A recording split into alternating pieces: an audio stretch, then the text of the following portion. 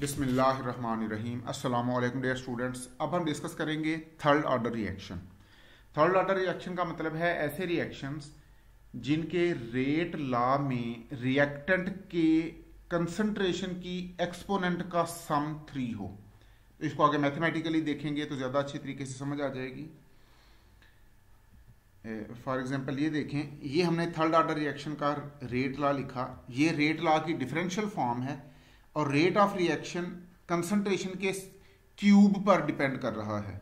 यानी ये ऐसे रिएक्शन होते हैं जिनमें रेट ऑफ रिएक्शन रिएक्टेंट के कंसंट्रेशन के क्यूब पर डिपेंड कर रहा होता है। अगर आप रिएक्टेंट का कंसंट्रेशन डबल करें तो 2 का क्यूब 8 है। रिएक्टेंट का कंसंट्रेशन डबल करने से rate of reaction 8 time increase हो जाता है। और रिएक्टेंट का कंसंट्रेशन अगर हम 3 टाइम इंक्रीज करें, 3 का क्यूब चूंकि 27 है, तो rate of reaction 3 time increase करने से रिएक्टेंट का कंसंट्रेशन 3 टाइम इंक्रीज करने से rate of reaction 27 time increase हो जाता है, एंड सो ऑन।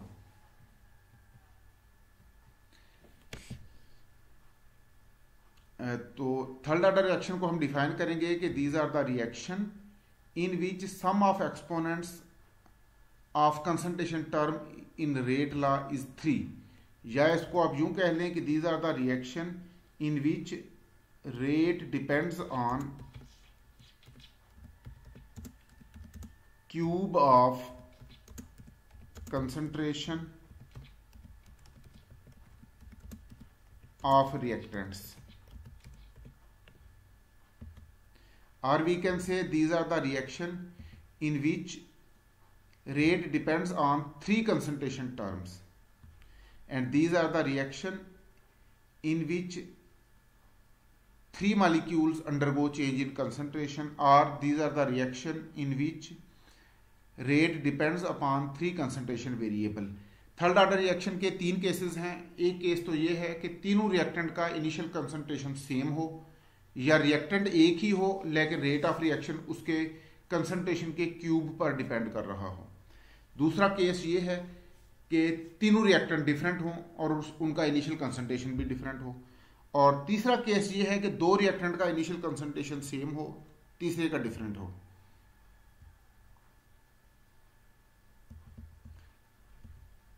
तो हम फर्स्ट केस 1 डिस्कस करते हैं, जिसमें तीनों रिएक्टेंट का इनिशियल कंसंट्रेशन सेम है, या रिएक्टेंट एक ही है लेकिन रेट ऑफ रिएक्शन उसके क्यूब पर डिपेंड कर रहा है। Suppose this is the reaction, 3 reactant हैं और तीनों का इनिशियल कंसंट्रेशन सेम है। रिएक्टेंट ए, अब यहां पर अगर बी और सी भी आप लिख लें तो भी उनका इनिशियल कंसंट्रेशन सबका स्मॉल ए होगा। टाइम टी जब 0 था, initial time when time was 0, तो तीनों का इनिशियल कंसंट्रेशन ए है। और जो जो रिएक्शन प्रोसीड करेगा, प्रोडक्ट का कंसंट्रेशन इंक्रीज होगा, रिएक्टेंट का कंसंट्रेशन डिक्रीज होगा। तो अब रिएक्टेंट का कंसंट्रेशन ए से डिक्रीज हो गया ए माइनस एक्स। और इस रिएक्शन का जब रेट लॉ लिखेंगे, इस रेट लॉ की डिफरेंशियल फॉर्म में rate of reaction is directly proportional to A minus X multiplied by A minus X multiplied by A minus X, यानी कि ये हो जाएगा ए माइनस एक्स का cube.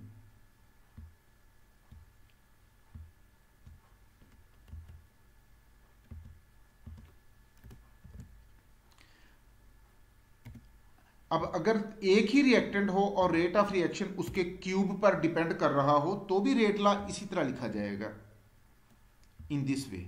If there is a single reactant and rate depends on cube of its concentration, even then rate law is written like this.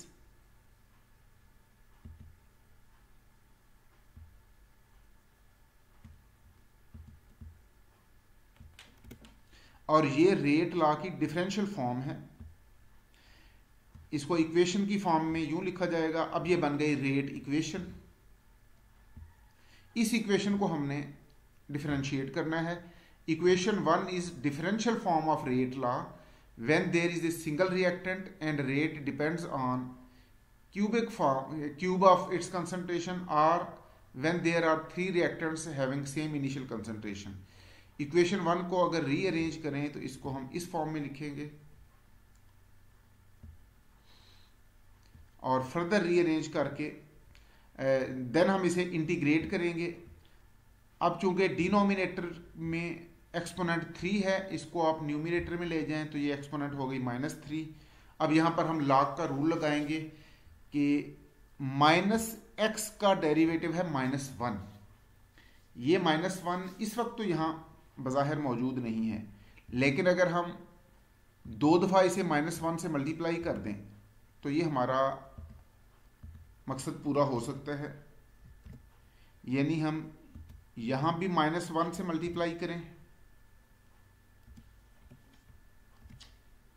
और integral sign से बाहर भी -1 से मल्टीप्लाई करें। अब ये -1 और ये -1 ये एक दूसरे को कैंसिल कर देंगे।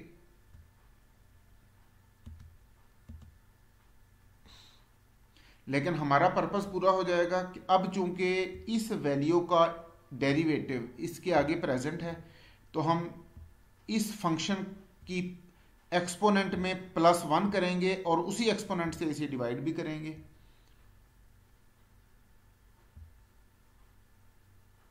तो ये इक्वेशन सॉल्व होके इस फॉर्म में आ जाएगी। ये है इक्वेशन 3 और इक्वेशन 3 है integrated form of rate law for third order reaction when 3 reactants have same initial concentration.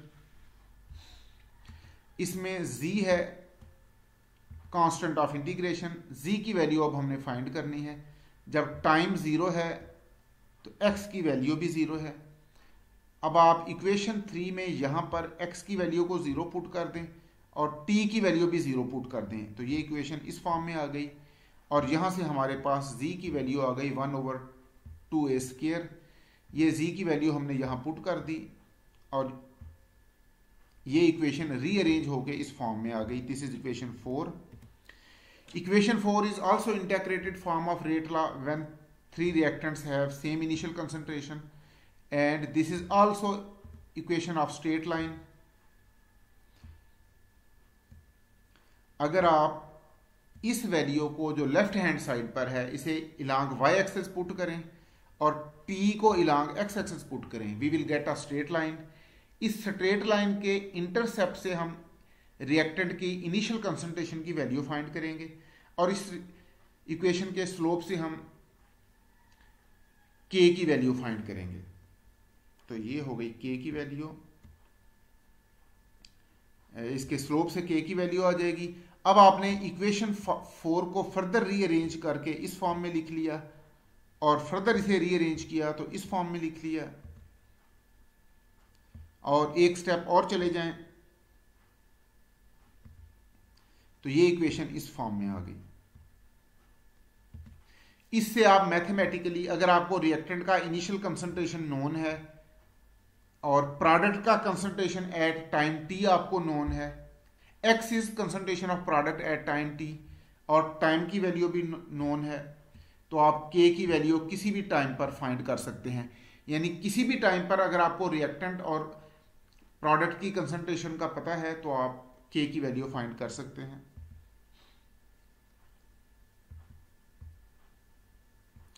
Equation 5 again आप इक्वेशन 4 पर आ जाएं, इसको रीअरेंज करके आप ये डिफरेंट स्टेप्स हैं रीअरेंज करने के, इसको आप यूं भी लिख सकते हैं।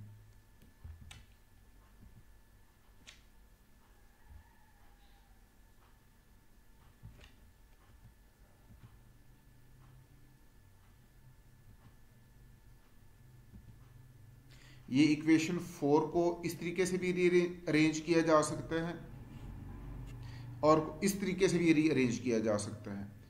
Now equation 4, equation 5, equation 6, equation 7 these are integrated form of rate law. यहां पर integrated forms of rate law for third order reaction when three reactants have same initial concentration, or when there is a single reactant but rate depends on cube of its concentration. अब हमने equation 5 जो कि integrated form है rate law की, इसको further analyse करना है।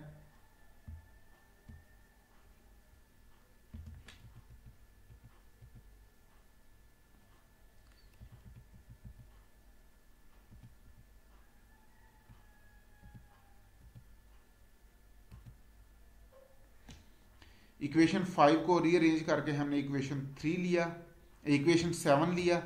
इसमें देखें x की यूनिट मोल पर लीटर, टाइम की यूनिट सेकंड, न्यूमरेटर में अगेन 2a माइनस एक्स, तो यहां पर अगेन a माइनस एक्स की यूनिट मोल पर लीटर, और नीचे है a का स्केयर, इसकी यूनिट मोल पर लीटर स्केयर, ये a स्केयर की यूनिट, और a माइनस एक्स का स्केयर, इसकी यूनिट मोल पर लीटर स्केयर। तो ये जब आप यूनिट्स को कैंसल आउट करेंगे तो k की यूनिट बन जाएगी finally square litre per square mole per second, या डेसीमीटर पावर 6 पर स्केयर मोल पर सेकेंड। और जब आपने हाफ लाइफ फाइंड करनी है, अगेन इक्वेशन 7, हाफ लाइफ वो कंसंट्रेशन है जिसमें रिएक्टेंट का कंसंट्रेशन इनिशियल से हाफ हो जाए, यानी a माइनस एक्स की वैल्यू a/2 हो जाए। तो हाफ लाइफ को हम लिखेंगे, अब हम t को रिप्लेस कर देंगे t हाफ से, a माइनस एक्स को रिप्लेस कर देंगे a/2 से, और a minus x equal a/2 है तो x की वैल्यू भी a/2 ही आएगी। तो ये वैल्यूज अगर हम इक्वेशन 7 में यहां पर पुट कर दें,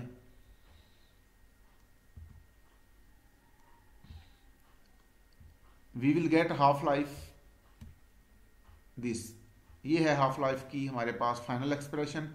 it mean half life is inversely proportional to square of initial concentration of reactant.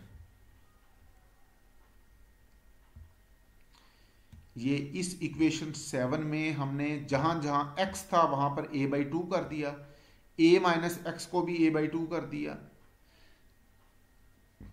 और t को t हाफ कर दिया। तो हाफ लाइफ की ये एक्सप्रेशन है।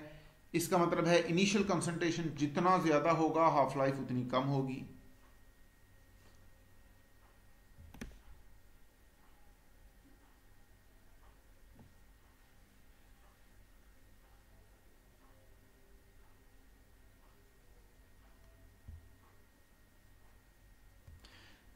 नेक्स्ट केस हम इंशाल्लाह नेक्स्ट लेक्चर में डिस्कस करेंगे।